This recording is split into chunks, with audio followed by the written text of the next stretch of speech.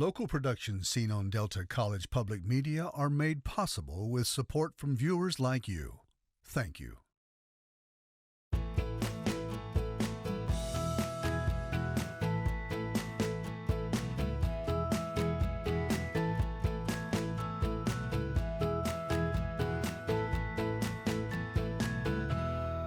Well, good evening, everyone. I'm Mike Redford, and this is the follow-up. Coming up on tonight's show, a deadline is looming that would significantly impact workers and businesses alike through minimum wage increases, paid sick time, and tipped wages. Well, many business owners say this will be devastating to their bottom line. Others say this is exactly what workers deserve. Now, the state's hospitality industry, including restaurants and hotels, are watching this very closely. Tonight we have three people who work on the front lines of that important industry, and they're here to discuss it all. But first, we would like to hear from you to help drive the conversation here on the show. You can do that in a variety of ways via social media on Facebook. You can email us. You can dial into our follow-up hotline to voice your opinion or suggest future show topics. And if you'd like to watch any of our past shows this season, just dial into deltapublicmedia.org. Our guests tonight, all dialing in virtually: Amy Zehnder Grossi, president of the Bavarian Inn Restaurant in Frankenmuth; Marianne Hayoz, a co-owner and server at the Peppermill Cafe in Grand Rapids; and Christopher White, director of the Restaurant Opportunity Center of Michigan. He dials in from Detroit. Nice to see you all virtually. Appreciate you dialing in. So this whole discussion is really the result of a Michigan Supreme Court decision this past summer, as you know, that in essence said the state legislature violated the state constitution in 2018 by illegally adopting and amending petition initiative language that polls showed, and stay with me here, voters overwhelmingly supported as it relates to paid leave, minimum wage, and tipped wages. Those changes will take effect on February 21st, barring a last-ditch effort by state lawmakers to revise it. So lots to unpack here. Lou, I'm going to start with you. As it relates to tipped wages, so you're a restaurant owner, you're a server, done this a long time, because it sounds like the changes would limit your income, right, in terms of tipped wages. So you take it. Yes, they are not saying that they are taking tipping away. What we have heard from our customers is basically, since we are going to have to incur this big cost of paying everybody all this sick time, bumping all the servers up to minimum wage. Troy, so sorry, my dogs. That's okay, it's live TV. We'll roll with it. So sorry. We are going to have to raise our prices. We're going to have to incorporate some service fees. So when we were speaking to them about this, they do think it's a really good idea. Like, okay, you girls work so hard, you deserve this. Why do you not want this? And what we're finding is that they're telling us, as much as we love you, we love to see your face every day. Unfortunately, we are not just going to be able to afford to come into your restaurant as much because of all the extra fees that you might be charging or the price increase. And that is taking money out of all of our servers' pockets. So Chris, with the Restaurant Opportunity Center, I'm going to come to you on the tipped wages issue. Obviously, you see it differently, so address that on your end of it. The way that we see it is, first of all, it's going to go up to $15 an hour over a 6-year period. It's not going to be a straight jump to $15 an hour. And we wanted to make sure when we did the petition that it was scaled, because we knew a straight jump would hurt everyone. But it's only going to be $5.99, and then it will go up over a period of time. Now, the consumers that I've spoken with, and me being a consumer myself, I'm going to continue to tip, and most of us will continue to tip. What we found is that a lot of people did not know that waiters and waitresses did not get the full minimum wage, and they support the increase in base pay, which is the minimum wage, with tips on top. And that's why 411,000 people signed the petition. Now, we promote tipping because we know that tipping is good for the industry. So we're not against tipping, and we know that the increase in pay, it will be over a 6 year period of time. It's not just going from $3.93 to $15 an hour on February the 21st. Right, and we showed a graphic to the viewers, and we can show that to them again. The way this could be implemented, increases in the minimum wage, which would go from the current $10.33 an hour to nearly $15 an hour by 2028. Amy, at the Bavarian Inn, I mean, it's an iconic Michigan business. It's been around since 1950. You've employed tens of thousands of workers over that time. How many roughly do you employ, and how do you see all of this sort of impacting your business as it relates to what we're talking about, at least the minimum wage, tipped wages for that, for starters? Sure. To address just the minimum wage, we, along with most other businesses, don't pay the current state minimum wage. We pay higher than that. So that to us is very acceptable and livable. Where we struggle is with the reduction of the tip credit. So from now until 2030, it seems so far away, but it won't be. That's $1 million in additional server payroll only. So not just wage increases that we like to do every year for our team. That's just server increases. So obviously we cannot absorb all of those costs. So we will have to increase prices. And I appreciate the comment that it is gradual. Well, our price increases will be gradual, but in 6 years, it is going to be a significant price increase just to be able to maintain where we're at right now. So, and we don't want to increase prices. Sure, and Chris and Lou, you guys can react to that. I guess I'll go back to Chris. So how would you react to what Amy had to say about losing the tipped credit and the other things she talked about?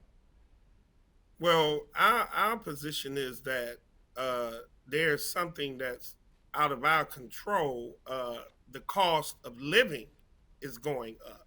So if the wages don't increase with the cost of living, then people will leave the industry because they're not being paid enough, and that's something. So what I'm concerned about is that both sides haven't come together to meet in the middle about how to get some more money in for the restaurants with a certain limit of employees. I think that we have to be creative in our solutions and not just be so rigid in our thought, because the cost of living is going up. Eggs are going up, gas is going up, and by 2030, it's no telling how much things will cost. And if we don't raise the wages, then we won't be able to afford to even live.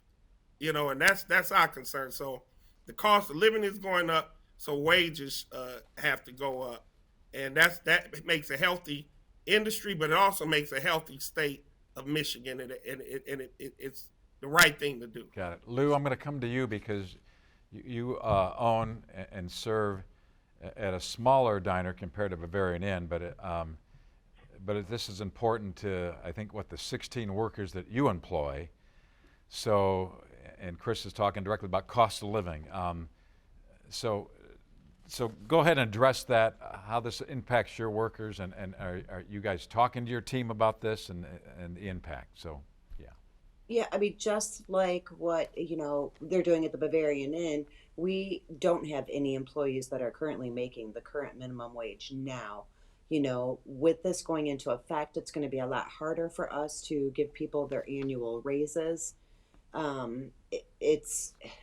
I have yet, with all due respect to Mr. White, I have not really met one server in the state of Michigan, at least in the Grand Rapids and the outskirts of Grand Rapids, that really are in favor of this at all. I mean, we can make up to $30, $40 an hour. We're not living at poverty rates. I mean, we're able to buy homes, we're able to raise our families. Our schedules allow us to be flexible. We can work as much as we want, we can work as less as we want. I heard from so many people today that are single moms. One lady in particular that sat next to me is a mother of four, and she's a single mom. And she said if this was going to go into effect, she's not sure how she could afford. I mean, like, everything is going up, inflation. We run on such small margins. We have high overhead. Mr. White had talked about eggs. I mean, that's how the Peppermill makes their living, on eggs and bacon. And now Michigan is a cage-free state, which my egg bill just tripled. And we are known for 6 egg omelets. And that is a huge astronomical increase in my egg bill alone. And we are known for 6 egg omelets. I don't want to cut my portions and raise my prices. It's difficult. It's so difficult to know what to do in the balance. And any server that I have talked to, we've had hundreds and hundreds of them to show up to the Capitol to say, we don't want this. We did not ask for this. Just please leave us alone to do the job that we all love to do. Amy, I don't know if you can follow up with that. I hope you can, but how long have you been sort of working on the front lines of this issue? Is this, is it caught up with the general public? Is this something we just haven't been aware of for a while? But on your end of things, I'm sure you've been working the streets on this or working the Capitol for quite some time, right? You need people to wake up and take notice, right? Well, it's been going on since at least 2018. You know, with the adopt and amend, I don't know what's right or wrong, but I feel like our team members, our servers, our businesses got caught in the middle of a political battle that we don't all really understand how that all works. But here we are, and so we have to work together to figure out a solution that will work for our state. The one thing that you heard Lou mention, she averages, Lou, did you say like $30, $35, $40 an hour? A server wage is that. For ours, it's average of 30. And if there's a bad day that, let's say, nobody comes in, businesses are obligated to make up that difference. So no server ever gets below the minimum wage. Whatever the minimum wage is, the businesses are obligated to pay up to that if there are not tips that account for an increase. So I think that's a lot of people don't understand that about our industry. A server never makes below minimum wage, but they make way more than minimum wage. So our fear is that we will have to raise prices, and then less people will come. So there's less opportunities for our servers to make the tips in addition to their $15 an hour, because people just won't be able to afford to eat out plus tips. So that's a real concern. Right. And I'm going to have Chris react to that in a moment. But before I do, I think I need to throw into the other issue here, aside from the minimum wage and the tip wages, is the paid sick time issue. And there you need to know on the paid leave. And that can be very difficult, I think. Some would say it's just very liberal, and it's going to put business owners and managers on their heels. So, Amy, do you want to touch on that as we look at that information that our viewers can see? It's going to put you on your heels a little bit here, and how so? Can you explain that to us? Sure. Currently, because we are an employer over 50 employees, we have a sick pay policy for our team members that are working over 25 hours or more. So we are pretty knowledgeable about sick pay. We provide that for our team members that work an average of 24 hours or more. Plus, we have a generous PTO policy that we have for our full-time team members. Where this law, this affects anybody that employs one person. So for the Peppermill, for example, right now you don't have a sick pay policy, but with this law, every single employer, whether you're employing 500 people or one person, you have to apply by this law. And it is administratively a nightmare to figure out. And so what we're hoping is that the legislature can adopt it in some way to make it maybe for less, a higher threshold, and allow businesses to still hold team members accountable, but while providing sick pay opportunities. A lot there to unpack. Chris, do you want to address some of that on behalf of the folks and organizations, businesses that you represent? Well, as far as the earned sick time, we also, and I have to manage a payroll, so I'm prepared to abide by it. So I understand that as a director and a manager. So we're prepared to meet that threshold. As far as tip workers, when Amy says that they're making $30 and $40 an hour, then or $30 or $40 a day or whatever, what that does is that supports our argument that the $2 and the scale up, it really does not negatively affect them because they're already making it. But what it does is it equalizes and brings equity to the industry, because there are a lot of African Americans and Coney Islands and Latino Americans and so forth down here that don't make that type of money. High-end restaurants, they tip more, and they attract a clientele that tips more.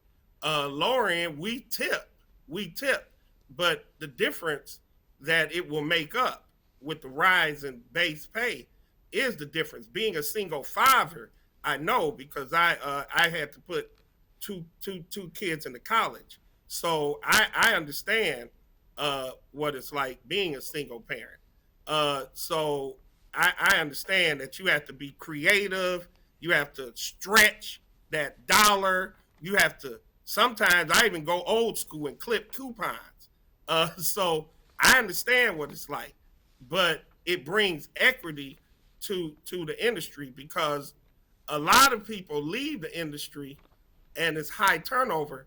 And I'm glad that the two on the show have not had to experience that high turnover, and that's good. I'm really glad to hear that, because it costs more money to hire, training, and all of that. And if the wage isn't good enough, you'll eat up any profit that you have in constantly training employees, and you don't want your restaurant to become a revolving door. So it brings equity to the industry. I've seen to save my tips people, and they're not as diverse as the rest of the state. Where we're at, our waiters and waitresses are looking forward to that increase. So, but the main thing is tipping is not going to go away. We are going to continue to tip. In fact, at Rock, we will launch a campaign encouraging people to tip, because that tip does make a difference. And once they find out how much the base pay is, $5.99, $4.01 an hour, they will be insulted that waiters and waitresses that work as hard as they do, take the harassment that they take from some customers and the things that they go through. Their base pay is so low, and we have to eliminate that type of structure. So Lou and Amy, can you talk to us a little bit about sort of your workforce, in addition to how many you employ, but has it been stable? Are you going through a lot of different people? Are you constantly training? Is this issue going to force people to kind of not work where you're at, or is it going to force you to reduce the labor force? Lou, what's your situation? Yeah, can I just add one thing to what Mr. White said? Sure. I'm definitely not saying that tipping is going away. What I think Amy and I are saying is that eventually our food and fees will have to cost so much money that we're just not going to get people in the door. And I have done a lot of research on the 7 states that already have implemented this policy. And I mean, people are trying to roll it back now. Washington, D.C., trying to roll it back. Seattle, trying to roll it back. Thousands of jobs have been lost, doors have been closed. Um, that's what we are looking at for Michigan. And I'm sorry, I just wanted to, address that real quick. But I'm sorry, what was your question? Well, just in terms of your workforce, you said you have 16 employees. Have they been, a lot Yeah. of them been around for a long time? Have they come and gone? Have you had attrition? Have people left? Not so much. No, back of the house is definitely different than the front of the house. Our front of the house, our servers, our hostesses, they've been with us for a very long time. We've had to add a couple people. People have left us. COVID, we took a big hit. Every server that we had stayed with us. We were surviving like everybody else on, to goes only being open. We couldn't be open the whole 7 days. It just wasn't worth it for us with the food cost and everything else and utilities. Um, the back of the house always seems to be a struggle. I think that's with a lot of restaurants. Um, we are fortunate. We've just had to hire a couple new people. We're going to see where we're at with that. And we can only afford to pay what we can afford to pay. I mean, and like Mr. White said, training is a huge cost, and it's a huge cost. Amy, much larger restaurant, Bavarian Inn. Can you address your workforce? Yeah, corporately, we have about 800 team members, of which 175 are servers. So the rest are work in we call it the heart of the house, the kitchen. And then also we have some retail shops, which account for many of those team members as well. I would say our retention has been good, especially when you compare to the industry average. We just celebrated Janice. She just celebrated 45 years with our organization. She's been a server all 45 years. Wow. And so we have lifers, and we have college students, and we have high school students, and we have career servers. We also have servers that are putting themselves through school. And then we have many that come back. I can count on my hand 5 people that came back this fall, and it was so great to see them. And they come back because of the wage that they can earn while they're serving. So I agree. Training, we want to retain the great team members that we have, and training does cost a lot of money. I agree with that. Yeah. I'm going to spend the last few minutes of our show talking about potential solutions. As you all know, the state legislature is now currently wrestling with this issue. The GOP, the Republican Party, now have the House majority at the state capitol. Democrats are a majority in the Senate right now. They're looking at possibly revising these changes before the February 21st deadline. Amy and Lou, what are you hearing? I understand both of you testified at the Capitol today. How did that go? What's your sense as to what's going on and where we are in the process? And is it possible it could be revised here in the last few weeks? Lou? I did speak today. I feel really, really good. I feel hopeful. It's really the first time that I've had a little hope in my heart. It's just been so disheartening going through this every single day because people do not understand what's going on. They're very, very confused on this topic. I felt heard. I felt like they said in a couple days a decision's going to be made within the legislation. By the middle of next week, it's going to the Senate, and then I hope, I can just hope and pray that some compromise can be made. Amy, what was your experience like at the Capitol in terms of testifying and your thoughts on what's happening up there? I think it was a good day of hearing from both sides of why the legislature should act. If you just listen to the server stories, and if everybody can reach out to their lawmakers and tell the lawmakers what they want to see, that's where we're going to make some impact. I think this will pass through the House, but I don't know about what's next. And there are just so many people that don't want this. We just don't know how it's helping. It's not helping our team members. It's not helping our guests and our businesses. So how is it helping Michigan? So Chris, obviously you don't want to see this revised. I think for you it's really about the process and the fact that you felt that the legislature sort of sidestepped the system because the Supreme Court ruled it unconstitutional. So it's the process, that how they maybe circumvented the Supreme Court's decision is something that I think you're having an issue with here, right? Right. It will diminish confidence in government. And we believe that to roll back the gains, even though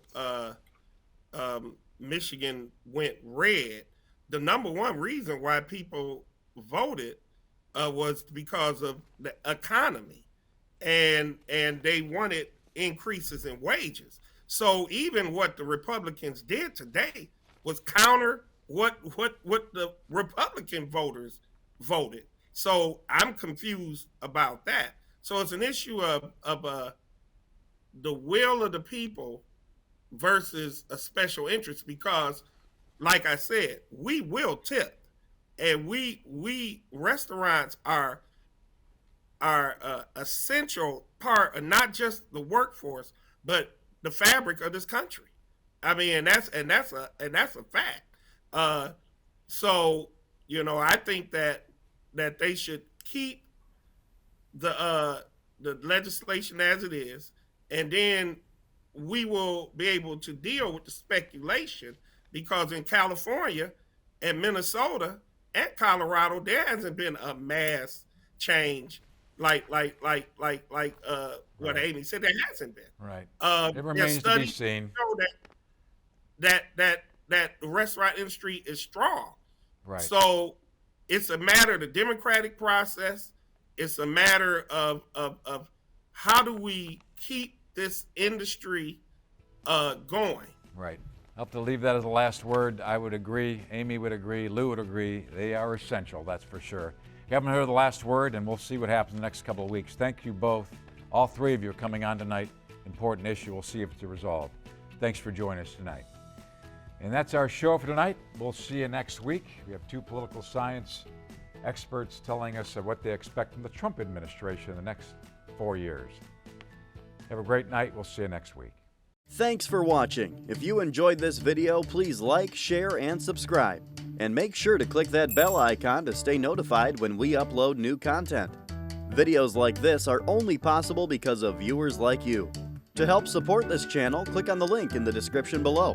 We'll see you next time.